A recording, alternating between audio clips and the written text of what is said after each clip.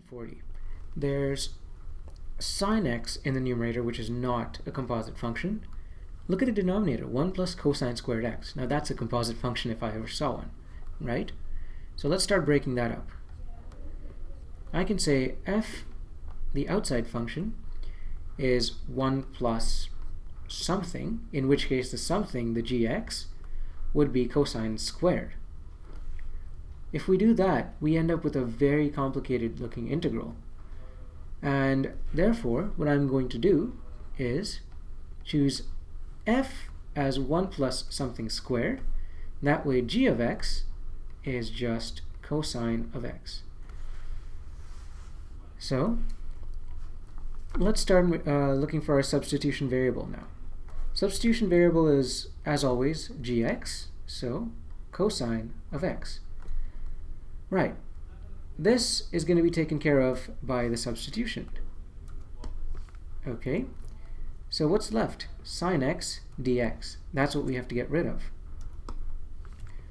How do we get rid of that? Same way as usual. Du dx is equal to negative sine x.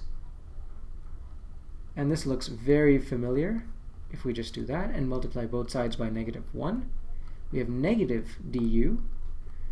-1 and -1 goes away.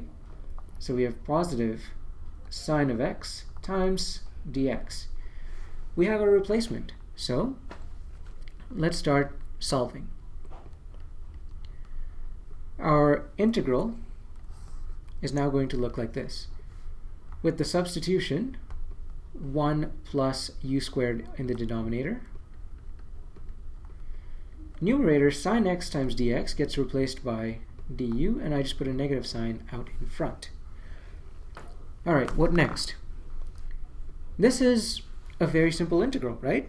We know that this term integrates to give negative tan inverse of u plus your constant of integration c. And therefore, the last step to this problem, all that remains is to replace the u's with x's, and our final answer is negative tan inverse cosine of x plus c.